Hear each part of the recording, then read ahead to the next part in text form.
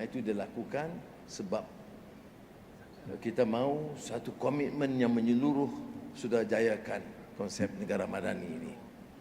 Kerana dari segi ekonomi, alhamdulillah kita boleh lah ya, kalau banding dengan negara jiran, harga minyak turun. Walaupun saya tak tahu, saya tengok dalam media sosial Anwar tak turun harga minyak, saya pun tak faham apa dia. Dia kata tak turun, sepatutnya RM1.50. Saya kata masa kita cadang RM1.50 itu, harga minyak Saudi 50 sen. Sekarang harga minyak Saudi itu RM2.50, RM2.40.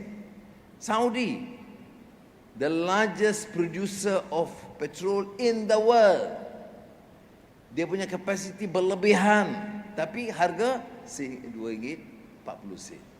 Kita masih import 50% keperluan kita dan kita turunkan RM1.99. Alhamdulillah lah. Berapa peruntukan kerajaan satu tahun kerana diesel dan minyak? RM40 bilion. So ingat, setiap kali you ambil minyak tu ada suntikan subsidi kerajaan dan keseluruhannya RM40 bilion 1 year untuk minyak dan diesel.